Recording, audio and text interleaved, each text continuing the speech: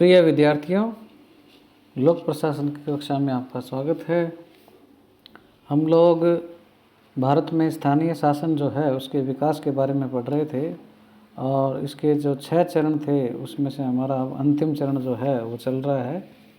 उसी कड़ी को क्या है आगे बढ़ाते हुए हम आज क्या है भारत में जो ग्रामीण और नगरीय जो स्थानीय शासन है उसको क्या है संवैधानिक स्तर प्रदान करने के लिए क्या है ग्रामीण क्षेत्र के स्थानीय शासन के लिए क्या 73वां संविधान संशोधन किया गया और नगरीय स्थानीय शासन के लिए क्या है 74वां संविधान संशोधन किया गया।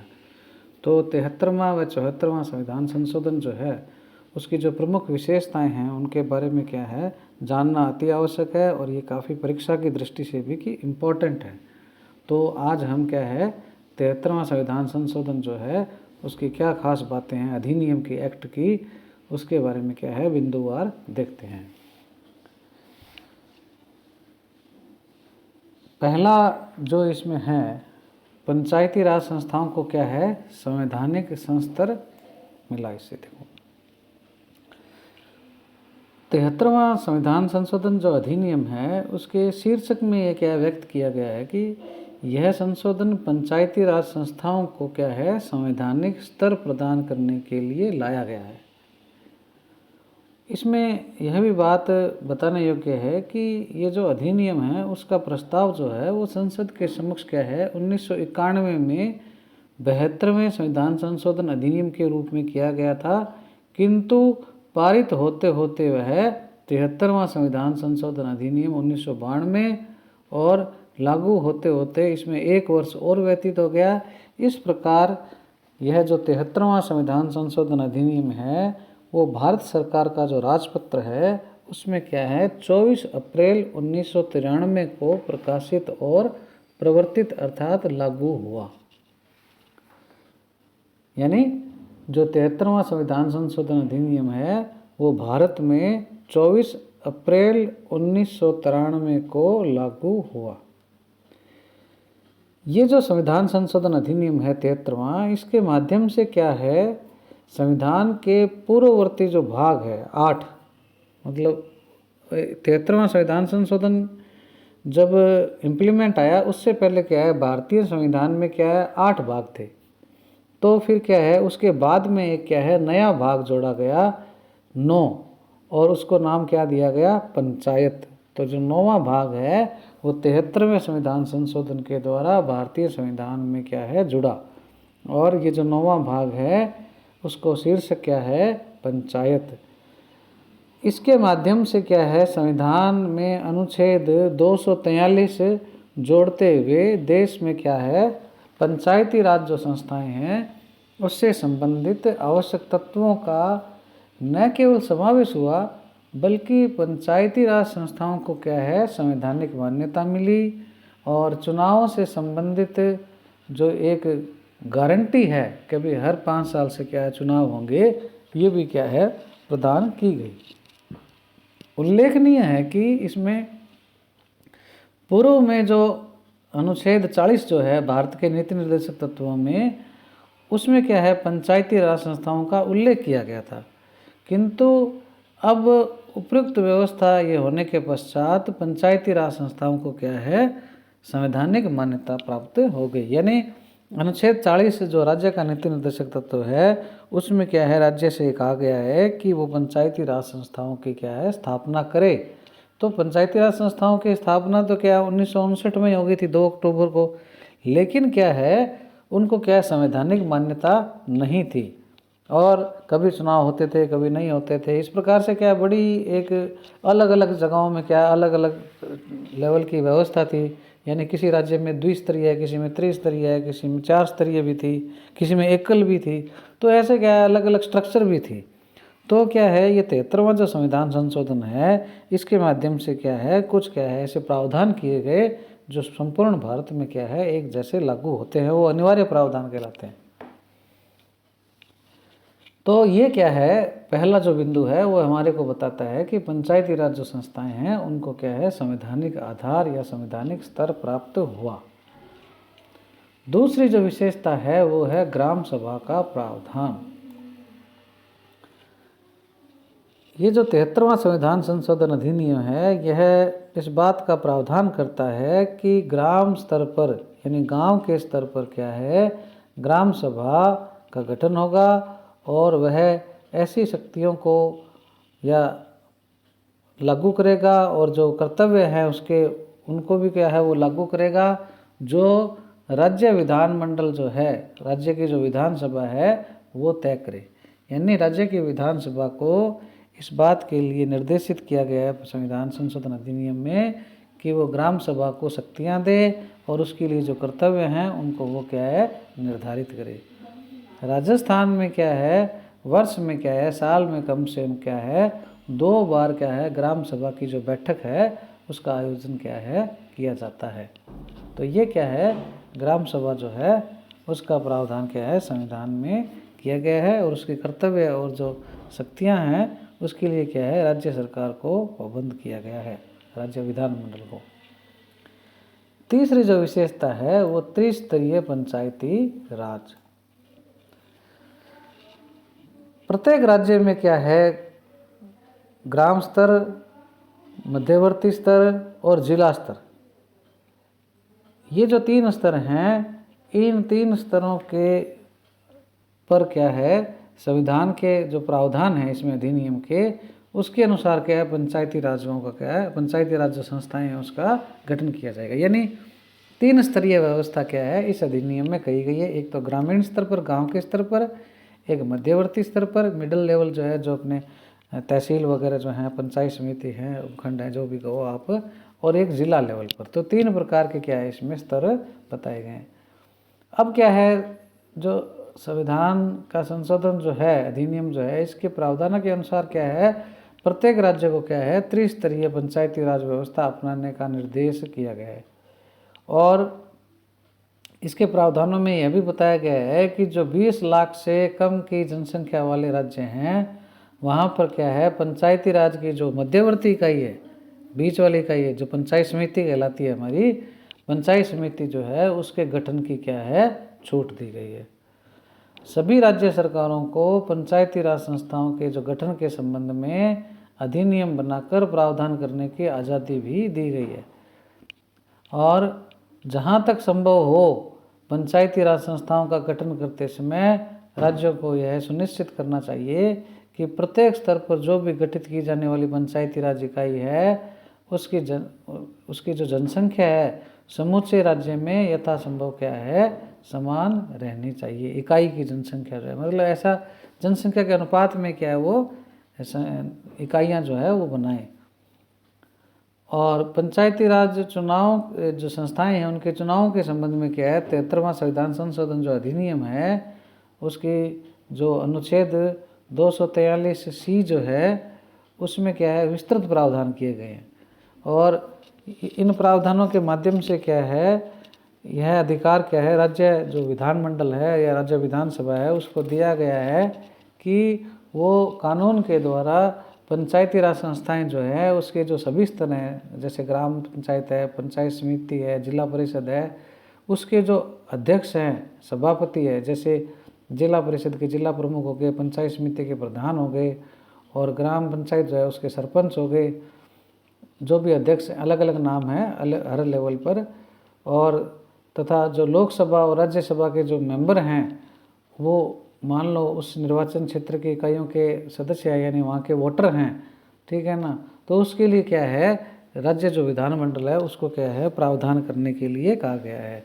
यानी हमारे यहाँ पर क्या है देखो जैसे सरपंच जो है उसको क्या है प्रत्यक्ष निर्वाचन होता है, उसको जनता चुनती है। वार्ड मेंबर जो हैं पंचायत के जो सदस्य हैं ग्राम पंचायत के पंच जिनको कहते हैं वो भी क्या जनता चुनती है। और जो पंचायत समिति है, जिला परिषद हैं, उसके जो सदस्य हैं उनका निर्वाचन क्या है जनता के द्वारा किया जाता है। लेकिन जो पंचायत समिति है उसके जो प्रधान हैं, अध्यक्ष हैं जो अभी हैं, उनका क्या है निर्वाचन जो पंचायत समिति के मेंबर हैं, सरपंच जो हैं वो मिलकर करते हैं। इसी प्रकार जिला परिषद जो है उसके जो जिला प्रमुख है उसका जिला परिषद के जो सदस्य हैं, पंचायत समिति के जो मेंबर हैं वो क्या है आपस में क्या है मिलकर करते हैं। तो इस प्रकार से क्या है ये प्रावधान किए गए हैं। तो ये जो है इस प्रकार के रूलिंग जो है वो राज्य सरकार को बनाने के लिए कहा गया है। ग्राम पंचायत के जो सरपंच हैं उसके चुनाव की प्रक्रिया के संबंध में मतलब विधानमंडलों पर छोड़ दिया गया है कि वो जैसे चाहे इसमें प्रावधान कर सकते हैं। लेकिन जो मध्यवर्ती स्तर है और जो जिला स्तर है उसमें क्या है, यह प्रावधान किया गया है कि जो उसके अध्यक्ष के चुनाव हैं वो इस प्रकार से होंगे कि जो निर्वाचित सदस्य हैं वो अपने में से ही क्या अध्यक्ष चुनेंगे, यानी उनका क्या है अप्रत्यक्ष निर्वाचन रखा गया है। तो इस प्रकार से 73वें संविधान संशोधन के माध्यम से सभी राज्यों में क्या है यह प्रावधान करने का प्रयास किया गया है कि त्रिस्तरीय पंचायती राज व्यवस्था हो, अर्थात ग्राम पंचायत, पंचायत समिति और जिला परिषद, ये जो 3 स्तर हैं उनकी क्या है स्थापना की जाए। इसके पश्चात अगला जो है विशेषता वो है चुनावों में आरक्षण। इसमें क्या है SC ST महिला और जो अध्यक्ष पद है, चाहे वो ग्राम पंचायत का है, चाहे पंचायत समिति है, चाहे जिला परिषद का जो अध्यक्ष पद है, उसके लिए क्या है रिजर्वेशन का इसमें क्या है प्रावधान बताया गया है। और इसके अलावा जो पिछड़ा वर्ग है उसके लिए भी क्या है रिजर्वेशन का प्रावधान इसमें किया गया है। तो SC ST जो है उसके आरक्षण के लिए क्या है संविधान संशोधन के माध्यम से क्या है ये प्रावधान किया गया है कि प्रत्येक पंचायत क्षेत्र में SC व ST जो है अनुसूचित जाति व जनजाति जो है उसके लिए क्या है निर्वाचन हेतु क्या है सीटों का आरक्षण किया जाएगा। इस प्रकार जो भी सीटें आरक्षित होगी उसमें आरक्षण की प्रक्रिया का बारी बारी से क्या है रोटेशन पंचायत क्षेत्र की सभी सीटों में होता रहेगा। इन वर्गों के लिए क्या है जो भी मतलब आरक्षित की गई सीटें हैं उनमें से जो कुल सीटें हैं ना SC ST की जो रिजर्व सीटें हैं उसमें क्या है कम से कम 1/3 1/3 स्थान जो है वो SC ST की महिलाओं के लिए भी क्या आरक्षित किए जाएंगे। यानी जो SC ST की जो टोटल सीटें हैं, ठीक है ना, उसमें से 1/3 सीटें SC ST की महिलाओं के लिए क्या है रिजर्व रहेगी। तो ये क्या है इसमें महिलाओं के लिए भी क्या है आरक्षण बताया गया है। इसके अलावा जो सभापति और अध्यक्ष हैं उसके आरक्षण के लिए कहा गया है कि ग्राम पंचायत व पंचायती राज की जो अन्य इकाइयां हैं उसके जो अध्यक्ष हैं, जैसे जिला परिषद के जिला प्रमुख हो गए, पंचायत समिति के प्रधान हो गए और ग्राम पंचायत के जो सरपंच हो गए, अलग अलग नाम हैं, ठीक है ना, उसके लिए भी क्या है आरक्षण का क्या है प्रावधान किया गया है SC ST के लिए और महिलाओं के लिए, ठीक है ना। इस प्रावधान में स्पष्ट भी किया गया है कि पंचायती राज जो इकाइयां हैं उनके अध्यक्ष या सभापति जो हैं उसके पदों के लिए आरक्षित किए गए स्थान जो हैं उस राज्य में उन वर्गों की जनसंख्या के अनुपात में होने चाहिए। यानी जैसे किसी मतलब ज़िले में या जगह में SC ST की संख्या है तो ज़्यादा है तो उसके हिसाब से उनके क्या है सीटें होनी चाहिए। इसी प्रकार महिलाओं के लिए भी क्या है सभापति व अध्यक्ष जो है उसके लिए क्या है 1/3 पद क्या है आरक्षित रखने का प्रावधान किया गया है। यानी मेंबर्स में भी 1/3 पद रिजर्व हैं SC ST के, और अध्यक्ष का जो पद है जितने भी अध्यक्ष के पद हैं उनमें भी 1/3 के SC ST के अध्यक्ष जो हैं महिलाएं होनी चाहिए। इस प्रकार जो सीटा का आरक्षण है महिलाओं के स्थानों के अलावा संविधान के अनुच्छेद 334 में क्या है SC ST के लिए जो आरक्षण के मतलब प्रावधान है वो क्या है इसमें क्या है इस प्रकार से लागू किया गया है। अब पिछड़े वर्ग का जो है उसमें क्या बताया गया है कि राज्य जो विधानमंडल है, राज्य की जो विधानसभा है, वो जो पंचायती राज संस्थाएं हैं उनके लिए क्या है पिछड़े वर्गों के आरक्षण का प्रावधान क्या अधिनियम बनाकर कर सकेगी। यानी SC ST और महिलाओं के लिए तो क्या करना ही करना है, लेकिन OBC के लिए क्या है ये राज्य पर छोड़ दिया गया है कि वो अपने हिसाब से क्या है OBC को क्या है पंचायती राज संस्थाओं में क्या है आरक्षण प्रदान करे। तो आरंभ में क्या है राजस्थान में क्या 15% था, परंतु अब क्या है 99 में के बाद क्या है 1999 के बाद 4 अक्टूबर अब क्या है ये OBC के लिए 21% कर दिया गया है। तो ये इस प्रकार से क्या है आरक्षण से संबंधित क्या है इसमें प्रावधान भी बताए गए हैं।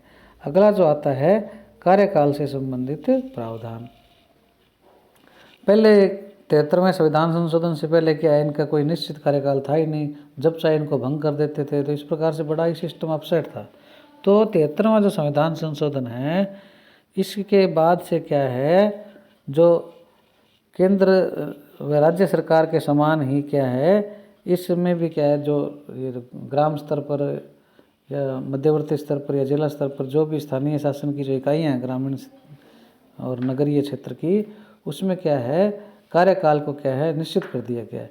ये कार्यकाल उतना ही है जितना क्या है केंद्र और राज्य सरकार के लिए है, और वो कितना है, 5 वर्ष। उससे पहले क्या है, इनको क्या है, भंग नहीं किया जा सकता। इसी संदर्भ में क्या है, ये ध्यान देने की बात है कि संविधान के इस संशोधन में क्या है, पंचायती राज संस्थाओं के कार्यकाल को क्या है, 5 वर्ष घोषित किया गया है। ये तो हम बता चुके हैं, और इससे ज़्यादा नहीं पर क्या है, विशेष बल दिया गया है। इसका अभिप्राय ये है कि संविधान संशोधन के जो वास्तुकार थे या लेखक जो थे, वो चाहते थे कि पंचायती राज संस्थाओं को क्या है, राज्य सरकारों द्वारा क्या है, ज़्यादा लंबे समय तक क्या है, टालने की प्रवृत्ति को क्या है, उनके चुनाव को क्या है, रोका जा सके। ठीक है ना। इसलिए क्या है, 5 वर्ष से ज़्यादा नहीं हो सकता, 5 वर्ष ही होगा, ऐसा ही प्रावधान करने का प्रयास किया। और चुनाव के संबंध में जो ये प्रावधान है, उसमें यह भी बताया गया है कि इन संस्थाओं के चुनाव जो हैं, उनके निर्धारित कार्यकाल की समाप्ति से पहले भी होने चाहिए। और यदि संस्थाएं समय से पहले ये भंग हो जाती है, मान लो ऐसी स्थिति हो जाए, ये भंग हो जाए, तो भंग किए जाने की जो तिथि है, जिस दिन भंग होगी, मान लो ग्राम पंचायत भंग होगी, सरपंच एक्सपायर हो गए, ऐसी कोई स्थिति होगी, जिला परिषद पंचायत समिति उसमें भी ऐसी कोई स्थिति भंग हो गई मान लीजिए, तो उस तिथि से क्या है, 6 माह की अवधि में क्या है, नए चुनाव कराए जाएंगे।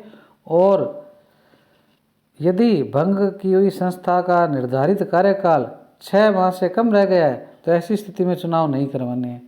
यानी मान लो भंग, मान लीजिए 2021 के अंदर क्या है, मार्च 21 में क्या है, कार्यकाल पूरा हो रहा है वैसे नॉर्मली, और अभी क्या है, नवंबर में भंग हो गई, तो अब क्या करीब 4-5 महीने रह गए, तो 6 माह से कम की अवधि है, तो ऐसी स्थिति में तो चुनाव होंगे ही नहीं। ठीक है ना।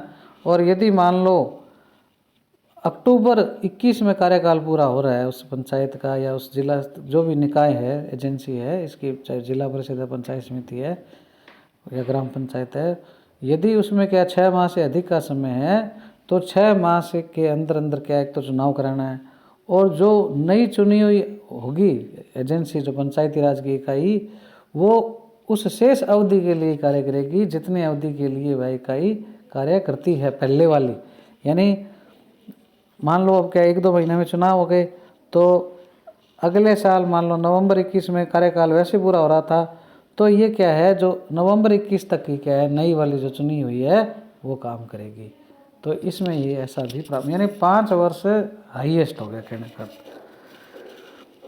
इसके बाद में एक और प्रावधान किया गया है, वो है अयोग्यताओं के संबंध में। जो भी कैंडिडेट इसमें चुने जाते हैं उनके लिए क्या योग्यताएं हैं, क्या अयोग्यताएं हैं, इसके बारे में बताया गया। अयोग्यताओं के संबंध में पंचायती राज संस्थाओं के सदस्यों की जो अयोग्यताएं हैं, उसके विषय में क्या है, कहा गया है कि राज्य में चुनाव की अयोग्यताओं से संबंधित जो लागू कानून है, उसके द्वारा अयोग्य घोषित किया जाने पर व्यक्ति क्या है, इन संस्थाओं के चुनावों में क्या है, भाग नहीं ले सकता। यानी राज्य में चुनाव से संबंधित जो भी कानून लागू है, जो भी योग्यताएं निर्धारित की गई है, और यदि कोई व्यक्ति उन योग्यताओं को धारण नहीं करता, तो ऐसी स्थिति में क्या है, वो चुनाव लड़ने के लिए पात्र नहीं होगा। और कोई व्यक्ति जो ये अयोग्यताएं बताई गई है, ठीक है ना, उससे ग्रस्त है या नहीं, इससे संबंधित यदि मान लो कोई विवाद हो जाए, तो उसके लिए क्या है, निस्तारण के लिए जो अथॉरिटी है उसकी नियुक्ति और जो वो प्रक्रिया है, वो क्या है, संबंधित राज्य विधानमंडल क्या है, कानून बनाकर तय करेगा। तो इस प्रकार से क्या है, जो कैंडिडेट हैं वो किन किन मामलों में अयोग्य ठहराए जा सकते हैं, इसके लिए राज्य विधानमंडल में कानून बनाया जाएगा। और किसी भी प्रकार का विवाद होने की स्थिति में राज्य विधानमंडल क्या है, अधिनियम के द्वारा सक्षम प्राधिकारी को नियुक्त किया जाएगा, वो ही क्या है इन विवादों का निपटारा कराएगा। तो हम लोगों ने क्या है ये 6 जो विशेषताएं हैं इनको पढ़ा। इसके बाद में और भी विशेषताएं हैं, उनको हम क्या है अगले क्लास में देखेंगे।